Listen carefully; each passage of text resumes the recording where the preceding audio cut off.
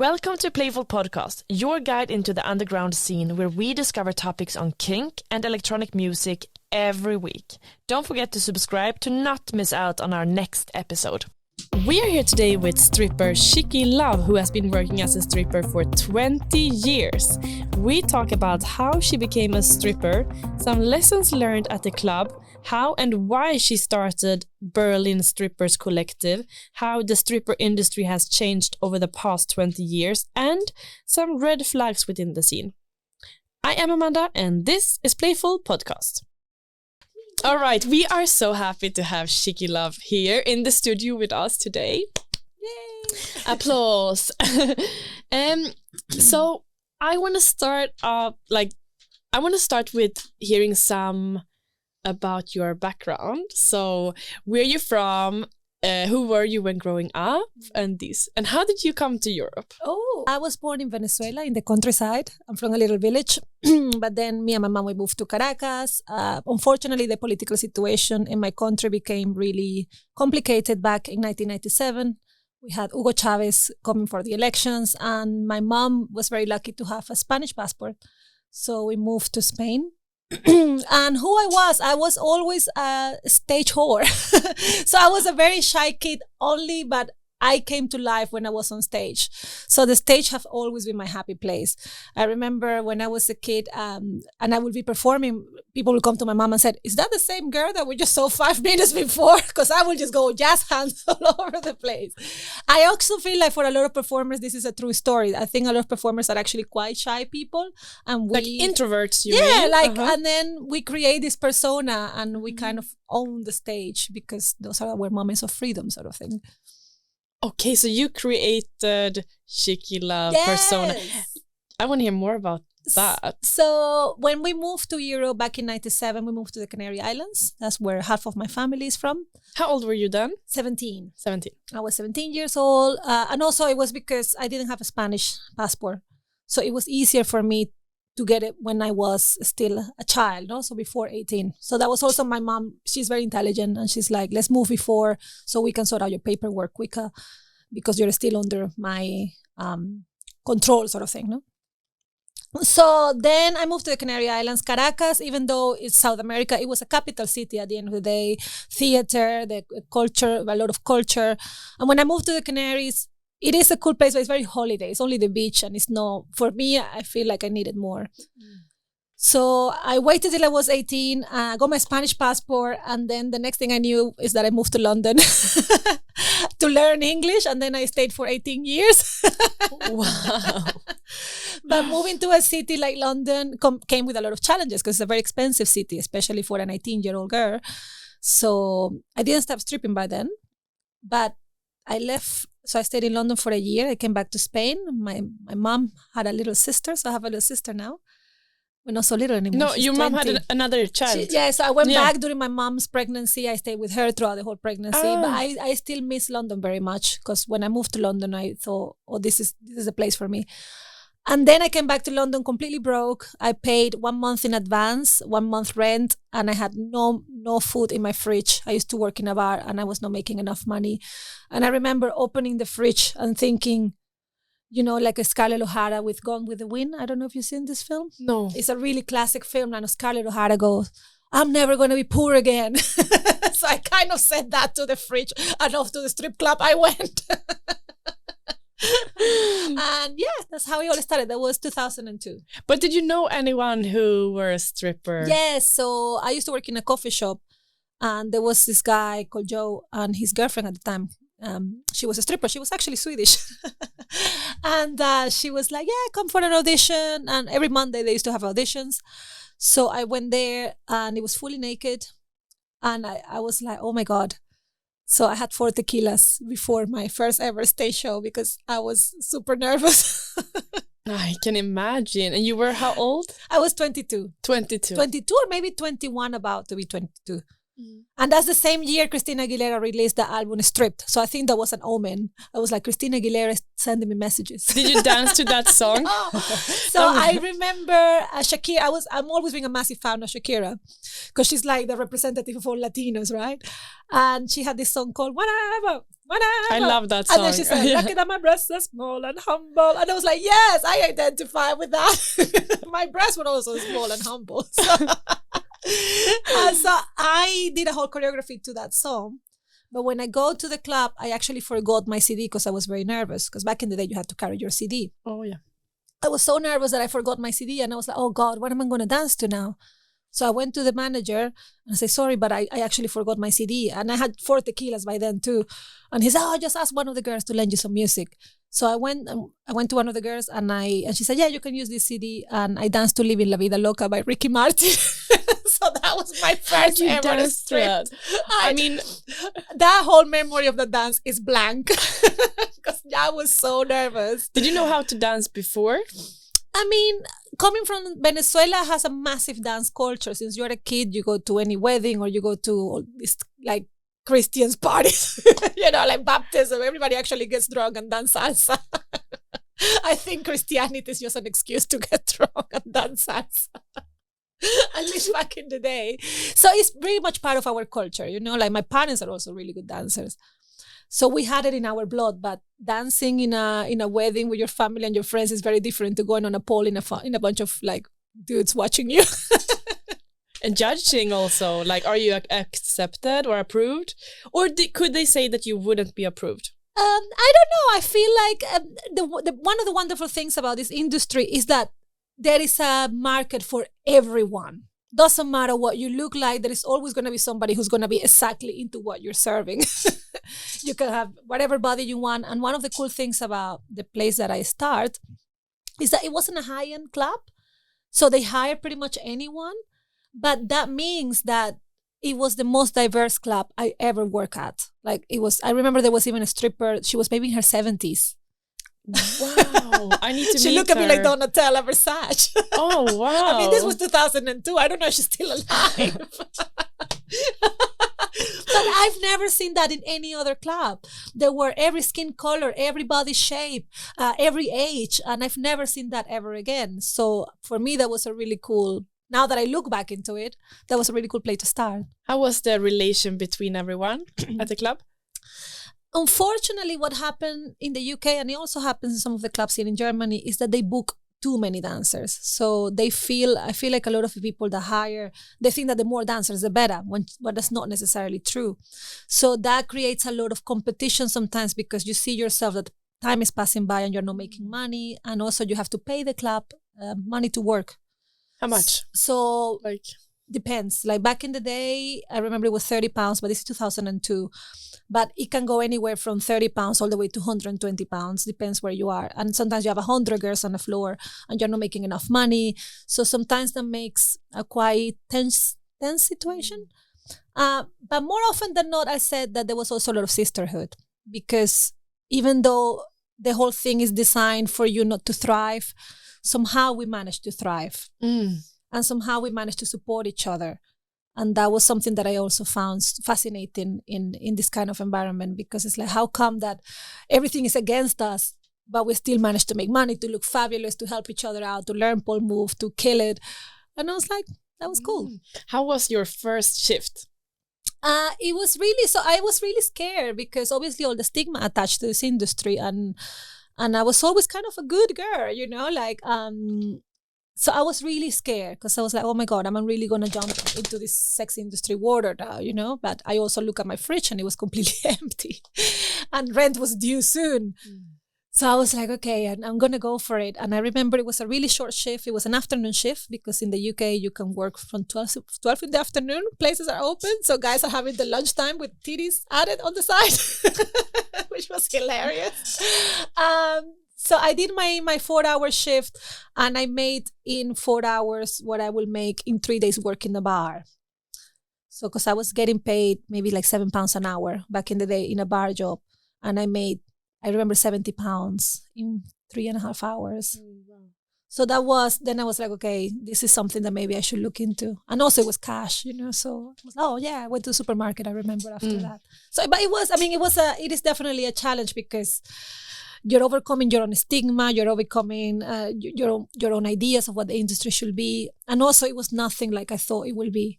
Because I thought it would be a lot more glamorous. It was not glamorous at all. We used to get changed in the toilet and it was like 30 of us sharing 2 cubicles toilet. Oh, yeah. Not even a proper changing room or anything like that. Oh. Yeah. What was like, how were the club owners like? It was a really dodgy guy called Marvin. I think he was from Ireland. And he was gay also. And all he cared about was the money that we brought in. I don't think they really cared about our health and safety. They didn't really care about if we had a proper changing room. There was a security guy that was really dodgy also. So I felt more protected by all the dancers than I did by the actual guys running the venue. So I feel like, and even now, I feel like dancers protect each other more than we get protected by the actual venue. I mean, each venue is very different. I had really good venues that I worked at too.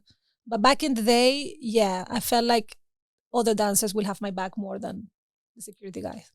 What were like some of the lessons you learned then? I learned that not to look for trouble. So you try to be, I was always friendly to everyone, like I'll come and say hi to everyone. If I see something that perhaps was a bit strange, I will go discreetly and ask them, is everything okay? Because when you make friends at the club, then you get all the insiders info. So you get all the insiders info. So who's the best customer? Who is a waste of time? Where is the best place to learn pole dancing? Where did you get the good outfits? So all that insider info you get when you become friends with the other dancers. So be professional, be nice, and then you're going to get all the juicy bits that are going to be helpful for you to work. Did you have a mentor? I had a few. I remember there was this black girl called Kinky. And she was an absolute goddess on the stage because when I started also, like some of the things the girls were doing on the stage, I was fascinated by it. I was like, oh my God. And back in the day, pole dancing, it was starting to become mainstream, but not to the level it's mainstream now. It was still pretty much something that just happened in strip clubs. Now it's like really popular. You have a lot of schools and it's become like really famous, but no back in the day. So I remember Kinky, one day I used to just stare at her every time she was on stage. And one day it was a quiet day on a Sunday. And she came to me, it's like, you want to learn some pole moves? And I was like, yes, she chose me. I felt like a goddess, just touched me. And then she was teaching me pole moves. So we used to teach each other when the club was quiet. And that was really cute. Nice. And how did you then build your persona of Chiqui Love? Right from the beginning. Because I remember I was going to the club and most of the dancers will do exactly very similar routine. It was like this R&B or like, no, she's my bitch, I'm a hoe. And they will go on the pole and do this and they all look quite serious, I don't know. That's something that I really like the old fashioned way of sexy magazines. In the 70s, all the girls were always smiling. And then suddenly at some point we decided that you have to look serious, right? But I didn't identify with that. I come from Venezuela. We have this huge, very vibrant carnival culture and salsa, and we're really flamboyant in the way we are. And I was like, I want to bring some of that. So I was dressing up as a nurse. I was dressing up as a cat. I was doing all these very elaborate costumes, and all the other girls used to stare at me like, what the hell is going on there? But that meant that I was different. Because that's another thing. You need to find what's your strength and play with it, because you're competing with a lot of dancers who are beautiful, who also want that cash, who are also very professional. So you have to find what makes you unique. And I realized that me being theatrical and a little bit flamboyant is what worked for me. Mm-hmm. Cool. Yeah. But because nowadays you're not dressing up so much, it feels like, at least what I've seen, you're mostly you're very glamorous. Yes. But you're not a nurse. No. Depends. I mean, really depends. There was also a massive shift in the industry. So when I started, it was mostly about the stage shows.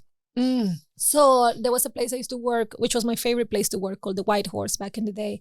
And it was only a stage show. So each of us will do 5 stage shows. We go around collecting money with a jug. So everybody has to pay minimum £1. So we had to go around collecting money. Hey, I'm about to show my tits. Can you give me £1? But that meant that every girl did an incredible stage show, because that's all we did. Then somewhere around, I'll say 2008, which is kind of along the lines where the big economic crisis happened. So there was a bigger change in the worldwide economy, and that meant that a lot of the clubs suddenly became private dancing. So guys, the amount of dancers increased. So it was not 5 anymore. Suddenly we were 11. Then we were more and more because they realized that they can make money from us. So we are the ones that are making money for the clubs. And that meant that a lot of guys, if you were a bit too flamboyant, they didn't react to that so much. They want you to be sexy all the time, you know. So it's like, I felt like it was a bit of a waste of time to do so much of a reproduction when really all they wanted was some titties in their face. So unfortunately, things did change, you know, and I think it changed for a bit more boring.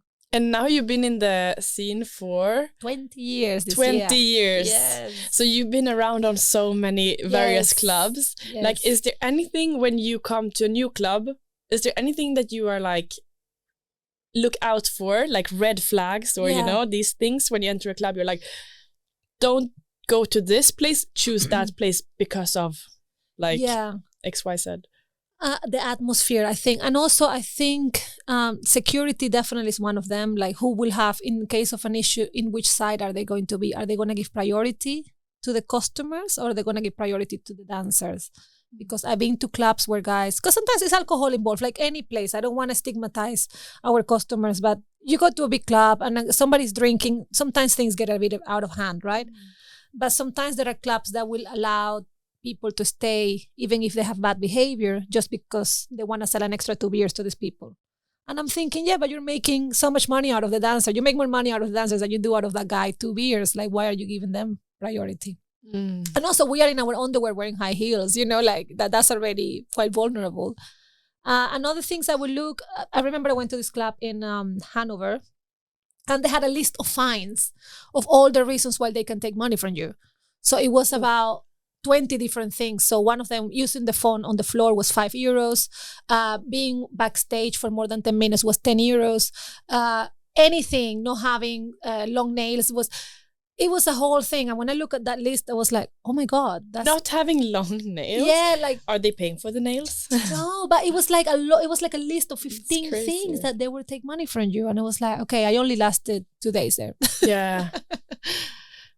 Like, when you saw the list, you left? Or did you notice? No, I did my shift, and but I broke all the rules. They're so stupid. They have all these rules, but there are always ways to... I wasn't backstage forever because it was not enough customers. And also, like, how is the relationship between the dancers? Is it tense? Because a club that has a good atmosphere, then it's easier for you to make money. I mean, I really struggle to work in places where the atmosphere is a bit too tense. And that often comes from the people in charge. In charge, for sure. They create the atmosphere by allowing certain type of customers, like things like very simple things as informing guys, like, please don't take pictures, respect the performers, make sure you tip them, have a wonderful time. You can be very polite, but establish certain rules. But if they don't do that, then it creates a really weird atmosphere. And also the amount of dancers that you're booking. If you have a small club, why are you putting 50 dancers there? You know, that creates a lot of competition, and even the guys don't like it because every 2 minutes they have somebody asking them for money. You know, so it actually is bad for all of us. Yeah. Besides money, what's some pro things? Oh my God, definitely. I mean, I love it. I've been a teacher, English and Spanish. I've been an office worker, believe it or not. I've been a waitress, and I'm just a really good stripper. Like, I try the other jobs. Amen. And I just really, like, the moment I'm the happiest is when I'm on the stage. Also the sisterhood, and also the people you meet. I have met some really interesting characters that I know I would have never met in a normal job. Like, I met politicians. I've met even members of royalty. I don't know if I'm allowed to say this, but I've been to some really fun. I've been to the really low end places. I'm not gonna lie to you, but I also been to some really high end places that I know ever in my life I would have access to that if it wasn't for my job. Do you think that, speaking of like royalties or these high position people, do you think they let loose at the strip club, or would you say? Oh, they didn't go to. That was not a strip club. That was a private party. Ah, okay. It was a birthday party. All right. But could you notice that they were a little bit? They were nervous, but yeah. they enjoyed it. Yeah, but I met celebrities through my job, and definitely got to see us, and that also makes you really humble because it makes you realize that humans are not that different from each other.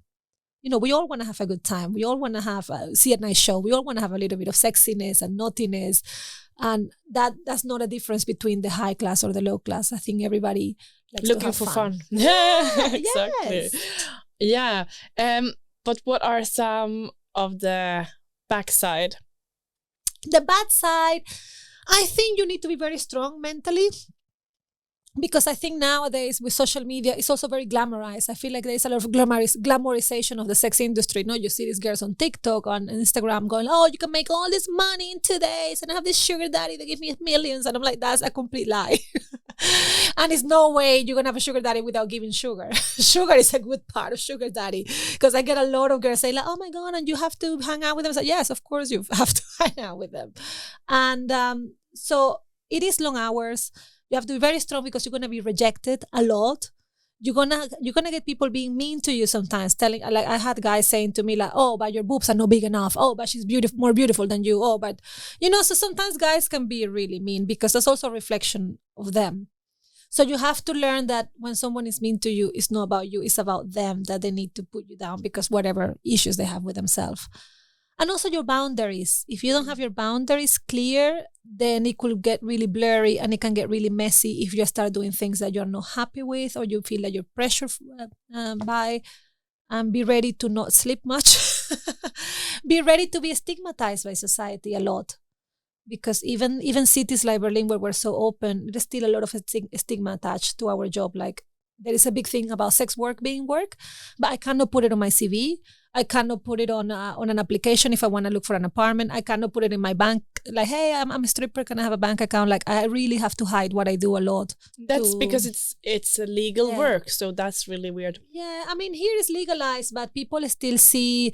And I think stripping is one of the most accepted ones out of all the sex industries. It's still like one of the mainstream ones. But even though, because we have so much negative portrayals of what dancers are, you have to be ready to deal with that. You have to be ready to people judging you. You have to be ready for hiding a lot of stuff from your family, friends sometimes. And that's a bit tough. Yeah, speaking of family and friends, like when did you tell your family? Well, it's a funny story because I hid it for like 2 years. So for 2 years, and me and my mom, we have a very strong relationship. So, but I was like, fuck, how am I going to tell her, like, because it's such a big part of, and I was actually enjoying what I was doing. I was enjoying the money. So I invited her over to London because every Christmas I was bringing like really good presents, like brand. Suddenly. Like, and my mom was like, wow, that restaurant pays you really well. And I was like, yeah, we have really good tips at the restaurant in this waitressing job. So I used to work in a lesbian bar called the Candy Bar back in London, which was so funny. Like I've never seen anything like it again. And it was run by this woman called Kim Lucas, big butch lady, So I took my mom to the Royal Opera House to see the Nutcracker. I got her champagne. We did the whole thing, obviously with my waitressing money. And then I was performing at the Candy Bar. So I went to Kim and I said, Kim, my mom doesn't know I'm a stripper. This is the first time she's going to see me. And who was Kim? So Kim Lucas used to run the lesbian bar. Oh, yeah. Because I was like, the other bar I used to work was fully naked and it was a bunch of like I was like, okay, between the two, I think I need to take her to the lesbian bar. It's like the milder version of the hetero bar. So I went there. I was about to go on stage. I tell Kim, I said, Kim, please, can you help me? I said, no, Chiqui, don't worry. I'm going to give your mom some wine and some pussy shots. She's going to be fine. Some pussy shots was like this little pink shot. I was like, okay.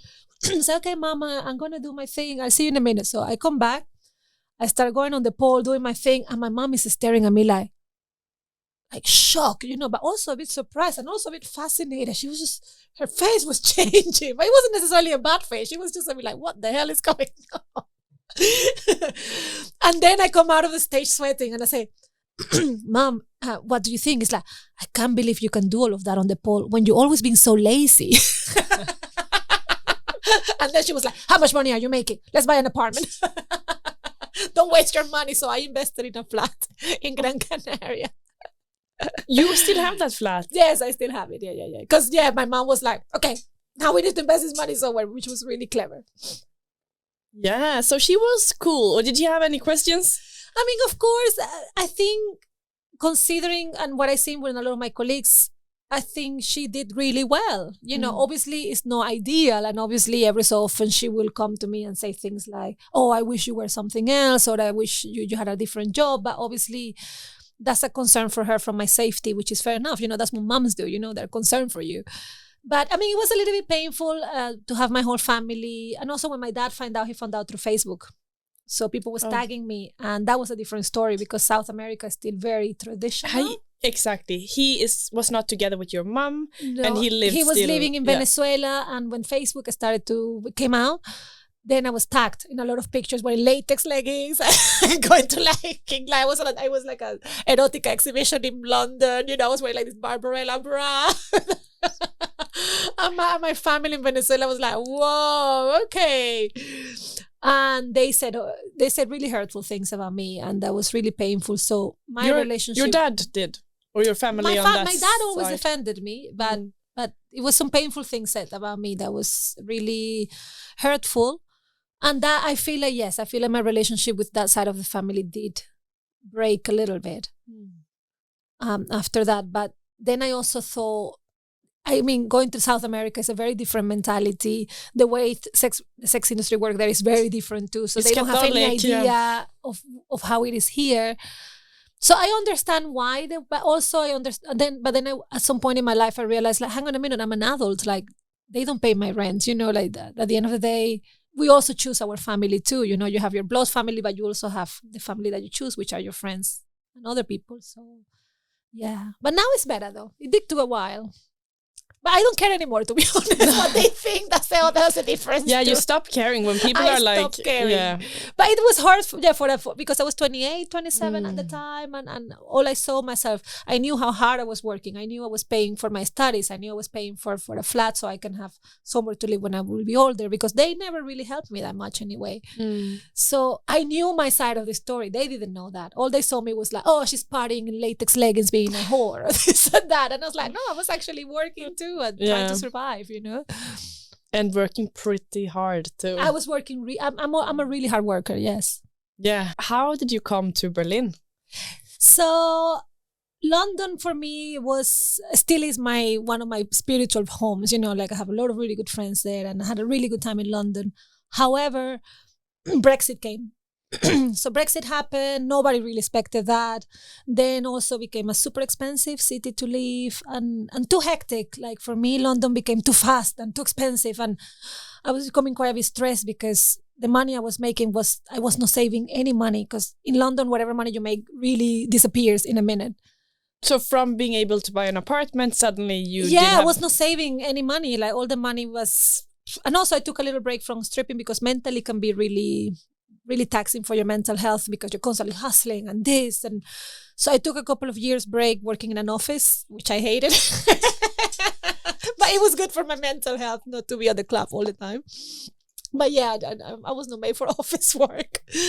And then I was like, okay, where can I live that is similar to London in terms of diversity, an artist scene, club? Because I live off nightlife. So I need a city that have a diverse nightlife because that's what fits me. And also all the clubs in London were closing down. Suddenly all the nightlife disappeared, because I was doing go-go dancing, burlesque, teaching, and I saw how it was becoming smaller and smaller and smaller, and how the conditions of working were becoming more difficult and more difficult because more dancers were coming in, but all they cared was of how much money you can make, but not about our well-being. So then I was like, okay, the most similar place to London is Berlin. And also did you know Berlin since before so then? I came to Berlin in 2016 for a fetish party at Kit Kat. The fetish, it's called, what's the name of it? I think it's called Fetish Weekend or something like this. And I loved it, but I didn't see myself living here. I was like, okay, I like this city, but I didn't see myself just there. And then I had a friend that was working in a strip club here, and she was like, Chiqui, why don't you come and try and see how it goes? And I really enjoyed it. Okay. Yeah. And this was 2000. So I came here to work 2017. But I was coming just for like 2 weeks at a time and working at this club. And then I realized, and I met some of the dancers and they were so fun. I've noticed that there was not so much anxiety to make money like London. London is all about money. You have to make money because it's such an expensive city. Like here, the guys were a bit more punk and a bit more rock and roll, and everyone was a bit more chill, and the shows were a bit crazier. And I was like, yeah, okay, I can do that. This is fun. And also, we were getting paid. In London, you never get paid. You pay the club to work. But here we were getting like a 50 euro small gauge, which compared to London, I was like, wow, we get 50 euros? No, that's amazing.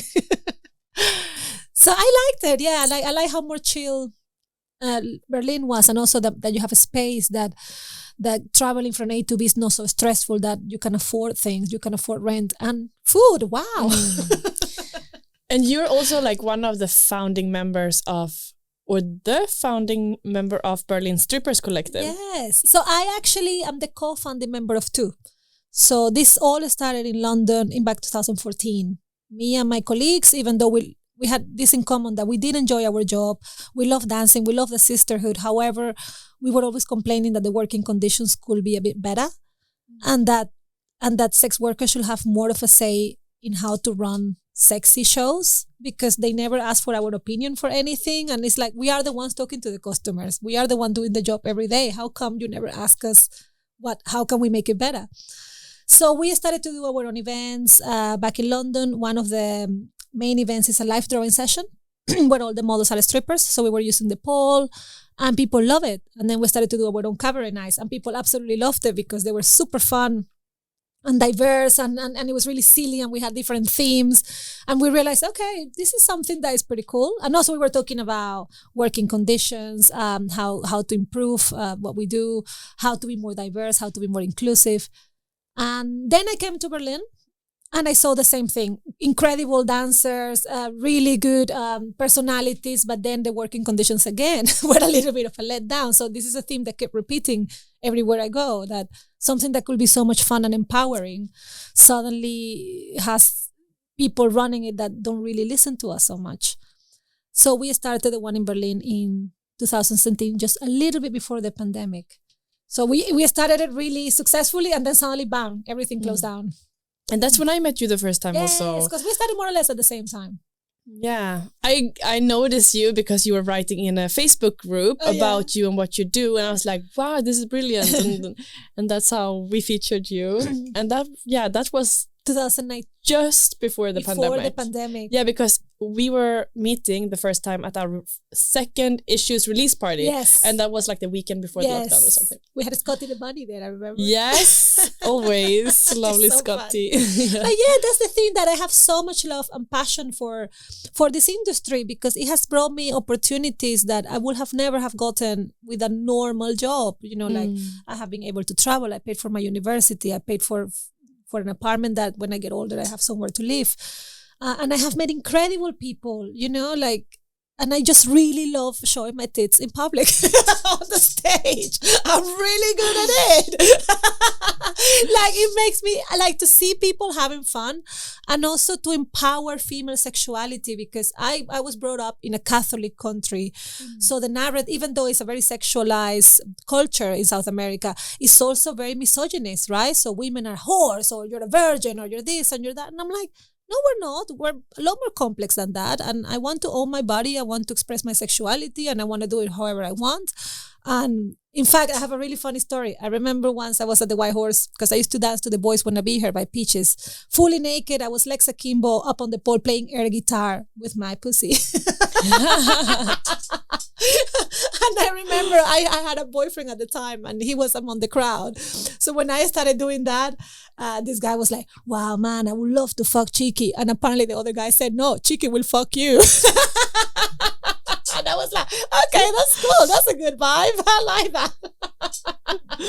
Oh my God. But you also come from a family, because I mean, there has been some acceptance from your mom and grandma, right? Yes. So you had like some somewhere to get oxygen from. Yes. No, I mean, my family, I'm very lucky and grateful that I have a lot of strong references in my family. My mom is a very strong woman. She's very intelligent and she's also really funny. So even though we have our differences, normal, moms and daughters, we have differences.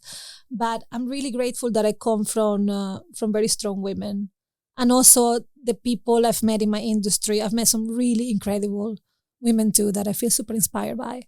If we look at the industry from when you started 20 years ago and until today, what are some things that have changed? I think it has become harder. Let's remember that the sex industry is one of the few industries that doesn't discriminate in hiring, right? Like you can be any gender, you can be any social status, you can be any age, and you can make a bit of money in the sex industry. But unfortunately, it's also one of the few industries that fits the most marginalized communities. So a lot of the sex industry is by migrant women, gender diverse people, trans people, because we don't get as much access to normal, regular employment as other people, right? Like if I put my CV, for example, for a company, there is a higher chance they're going to hire someone from Germany than they're going to hire me, right? Especially being a woman. And if you're trans, then it's a whole set of difficulties there. So I feel after the pandemic, there is definitely an increase in poverty. And let's remember that a lot of the not very stable jobs like service jobs, cleaning jobs, anything that had to do with entertainment, most of the time these jobs are, again, made by migrants, minorities, women. And these are the first people that lost their job when the pandemic happened. So I have noticed an increase influx of people. Also, we have a war going on, right? So this creates a lot of displacements. So I have noticed that there is an increase of people looking for work, but because they know, a lot of the people that run these venues, that there is that kind of desperation for people to make a bit of money, then the kind of like conditions have decreased because it's a very much a disposable culture going on. So it's like, if you don't want to work here, then somebody else will take your job. Yeah. And this is really sad. And also in our industry, because back in the day it was a novelty, right? I unfortunately I didn't take the best bait of a stripping. The generation before me, they make a lot of money because the internet came in, so you can watch porn for free on the internet anytime. So it's not a novelty anymore. Anywhere any pop video like Anaconda, for example, my Nikki, that's a lot more racy than any of my own shows, to be honest. So even music videos now are so full on that it's really, I think it's more people doing it. It's less. I think it's less exciting because it's everywhere you look. It's like a very sexy image going on, and also there is this disposable kind of idea that anyone can do your job, which is not true. But in another hand, I also feel that because of the pandemic, so many people spend time alone. There are a lot more people because nothing will replace human touch. Nothing. You can have all the technology you want. You can have everything, all the music videos that you want, whatever. But human touch is very important. And people will be surprised that a lot of the guys just want to chat sometimes. Yeah. That's the other thing. Feel noticed. Yeah, people just want to chat, And again, to find someone to just have a nice conversation with, it's hard sometimes. To have someone to have sex in a minute, you can have the person in a second, go to any app. But to have somebody to have a chat and have a sort of connection and to listen to, and also like mental health is stigmatized too. Like going to a psychologist or something, I think is stigmatized and it's so expensive. It's very expensive. It's very expensive. Not everybody can access it, but I think a lot of the guys that come to our venues, they're just looking for connection more than anything else. Yeah. Yeah. And I met some really cool guys, that's the other thing, that everybody has this stigma, guys are sleazy or they're horrible. No, I met some really lovely guys, in my industry. And I'm still friends with a lot of them, actually. In fact, it's funny because my longest relationship is with my customers more than any boyfriend that I ever had. I had customers I had for 15 years. I don't have a boyfriend that ever lasted that long. Wow. Yeah. Yeah, and would you say that they know you, or maybe you know them better? I think it's a weird one because obviously when somebody pays for your time, you're gonna be friendly. They're never gonna see me grumpy or go, I hate everyone. So maybe a little bit of that, but you are in your best behavior, sort of thing. However, I don't know what it is, but I don't know if it's capitalism that has made this happen. But I've noticed that it seems like they treat me better than guys I see from a dating app or something. I feel like my customer, because they know what the deal is. They know that they need to pay for my time. And during the pandemic, they were the ones texting me like, Chiqui, are you okay? You need money for your rent. Is everything fine? Like, I didn't have any Tinder dates asking me if I needed money for my rent. So it's really weird. Yeah. But I think a lot of people are curious to hear how a day at the club looks like, or how, you know, like the whole, if you could take us with you from like when you're at home until you get back home. Yeah. I mean, one of the beautiful things that keep me addicted a little bit to this job is, first of all, that you can choose your schedule, right? So if you want to work on a Friday, you don't want to work, you have pretty much, not many jobs give you that flexibility. If I want to go on holiday next week, I can, you know. Every night is very different.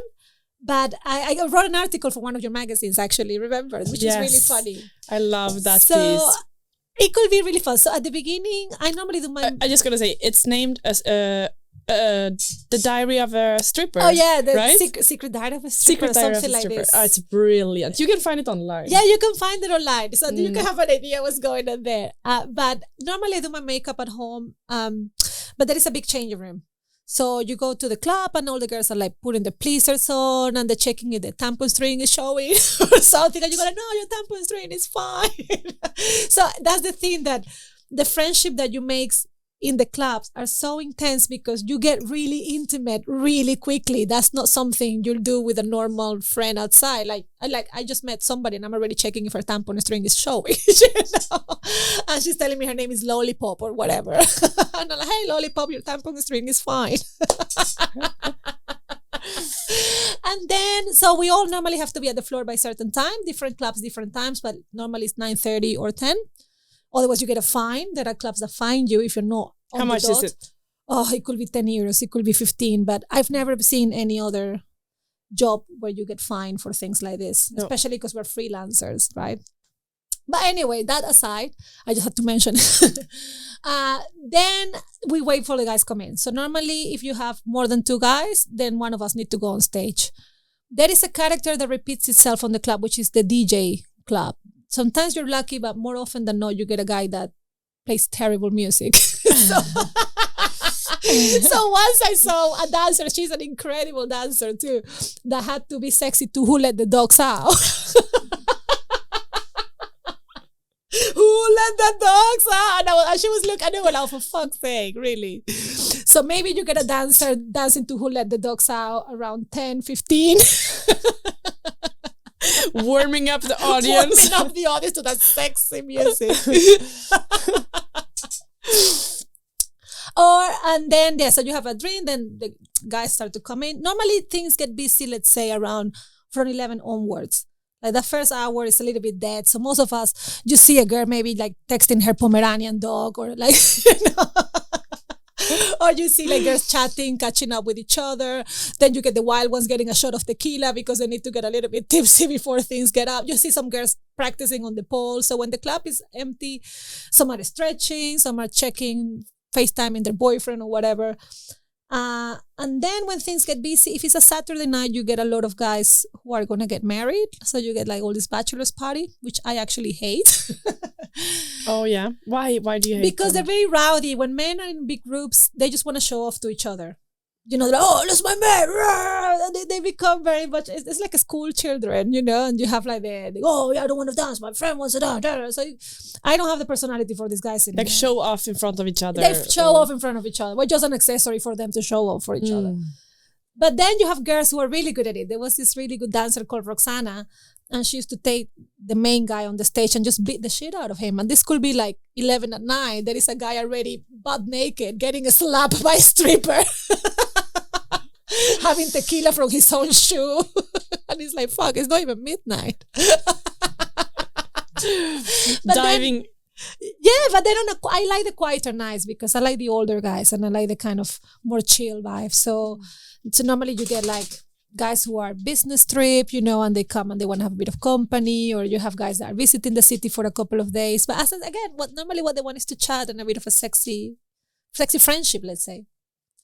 But yeah, and then also the more the time the night gets in, there is a girl also that I really love. Every time she's drunk, she starts to do the splits everywhere. So you know she's drunk because she just randomly starts to do the splits everywhere. And that's normally around 3 a.m. Okay. Oh my God. And then it's hustling, you know, you get, that's the thing in Berlin, you get commissions for your drinks. So you need to sell bottles, you need to sell drinks. If you don't know how to control your alcohol, it could be a little bit unhealthy for you. So if you're a new stripper, be careful with how much you drink and how you do that, because I see girls getting really wasted and then not knowing. Do you pour it out? Like, how do you do if someone offers you? I mean, I drink. I don't know how these girls that are sober the whole night do it. They must be some kind of witches. I need to be a bit tipsy. But yeah, I guess sometimes you drink very slow, or you just tell the guy, you know, you figure it out somehow. But you do get commission. The later it becomes, then the more tense things, because if you haven't made money, then this is your time to go and push for some money. At like 3 a.m. 3, 4, yeah, the clubs open till really late, like till 6, 7 sometimes. I mean, I'm done by that time. By 5, I'm dead, completely dead. And also you've been going on stage for quite a few times. That's why I prefer the quieter nights, because you finish at 5 and and I like the older dudes.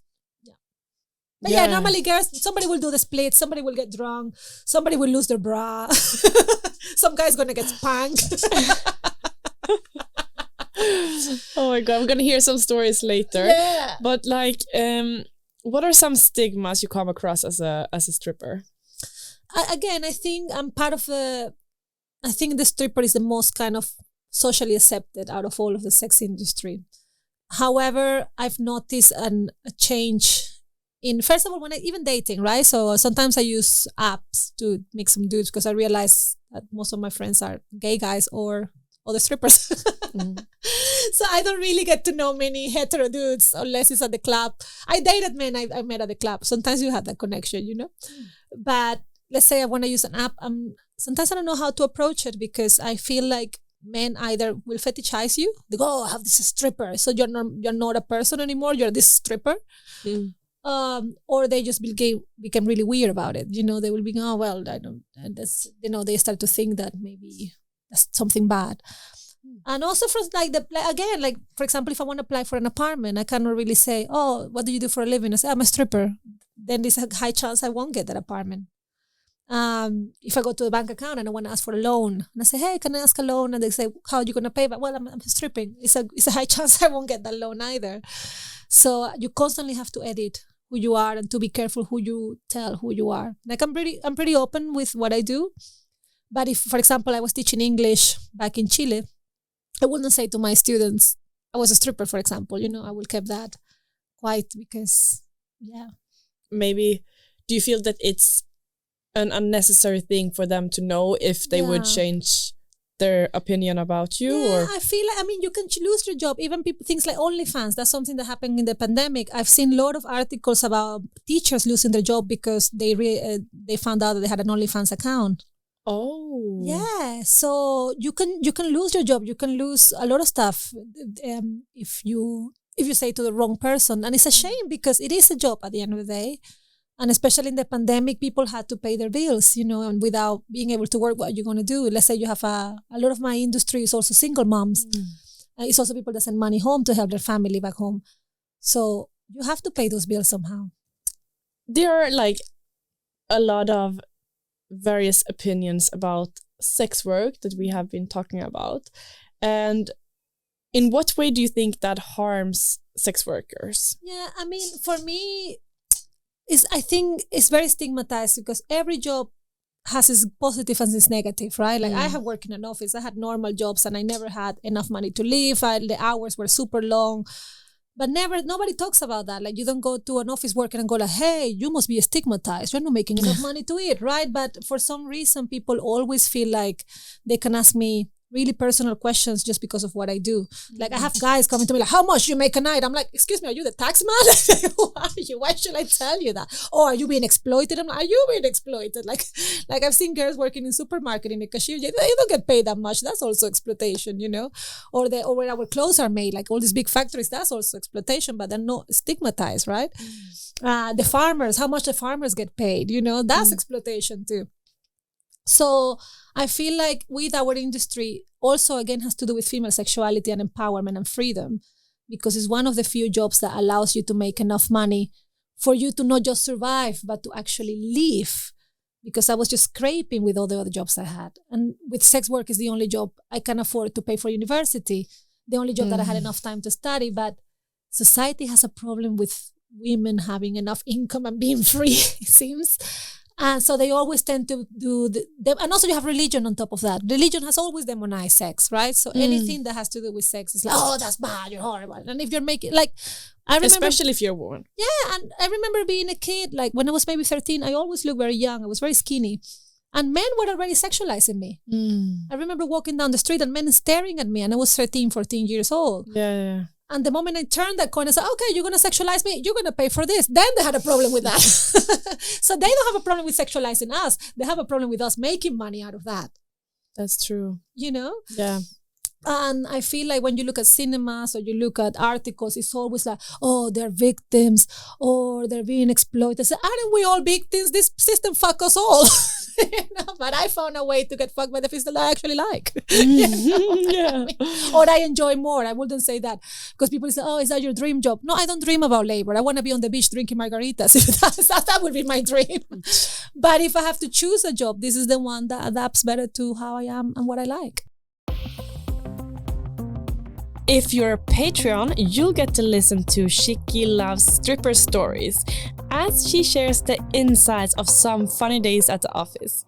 Go to patreon.com/Playful Magazine to listen. It's either this or it's that. This is this or that. We have one last thing that is called This or That. Oh. So now you'll say which one you prefer. Okay. Documentaries or horror films? Documentaries. Yeah, yes. I can imagine. Yes. Early mornings or late nights? Oh, I guess my life is late night. Do you love it? But I do love a nice sunrise. But you also get to see, after a late night, you get to see the sunrise too, right? True, so. You get winning. And then you go to bed. All right. Who would you vote for as a president? Chicholina. No.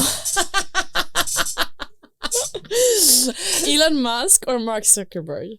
Oh my God, Chicholina. I remember she was part of the Italian parliament. Chicholina for president, please. She's not in this question. No, I'm not voting. You were gonna vote blank, or you gonna not vote? I'm gonna put Chicholina on it. Fair enough. All right, on the same theme, Twitter or Instagram? Instagram. I found Twitter super stressful. Yeah? Too many arguments there. Everybody's always arguing. Yeah, it's true. That's like the whole idea of the platform, I guess. know. I mean, some of the stuff is really funny, but I find it too intense. Yeah, I also heard that now they have this kind of like voice... You know, what Clubhouse? Okay. They have started something that is like this on Twitter. So you can talk, have conversations in groups. Right. And now Elon Musk owns it, so... Yeah, I think it's going to... It's a daytime job for him. I think he was saying that they're going to start charging for sexy content there. They're going to charge for sexy content? Yeah, because a lot of the sex workers were using Twitter because it was one of the less regulated. And I think now he wants to start charging. That's what I read recently. But I have no idea how's that going to impact sex workers. Though. But out of all the platforms, this was one of the most... So he's going to get the money for their work. He's going to be our new pimp. Interesting. Yes. Elon Musk is our pimp. Sweet Lord. There's a never-ending story. Never ending. Okay. Beach or big city life? Oh my God. Well, beach, yes. But I mean, I love city life, but yeah. My family's in the Canaries, so I have a big connection to the ocean. Yeah. Yes. Voice message or text? Oh my God, text. Don't voice message me, please. This is like hell. It's popping up more and more though. Like the worst is when people voice message about work. Like I don't have time to listen to voice messages about work. Yes, I think sometimes it's necessary because you can do more in short period of time. You know, if it's something it's very good important. for the person who does it, but for the receiver, it's like you cannot listen to it everywhere. Yeah, you have to and then you cannot you need to find time for it. Yes. Like sometimes if you really need to, then fair, but definitely text message, please. Don't voice message me. Because then you can just read briefly and you know if it's important or not. Like just like call me. Call me. Lots of semi-close friends or one super close. I think I have quite a lot of semi-close friends. I have my brother, which is Rosie Lahore. So he's my I found my spiritual brother, but I do have a lot of semi-close friends. What do you prefer? It's hard because I love them all. Yeah. I guess, yeah. They're all necessary though. They are, for sure. Weekend or weekdays? Oh, it's funny because actually with Lexi, we're talking about her. We call the whole weekend is Monday, Tuesday. So my weekends are Monday, Tuesday. So I'm gonna say weekday. Yeah. What do you do then normally? Nothing. I watch a lot of RuPaul Drag Race and wash all my costumes, and maybe go and see a friend or something. But my weekends are normally Monday, Tuesday. Yes. False hope or no hope at all? No hope at all. Yeah. Yes. I'd rather know what's going on. Yeah. Topless or bottomless? Oh, topless. Yes. We've seen that. Yeah. I have a nice bottom, but I like to keep some for the imagination. Also, you can show a lot of bottoms, even like exactly. Even when I'm covered, there's a lot of butt there. Bottomless brunch though, that's a good one. That is the new that's the new thing. All right, last one. Okay.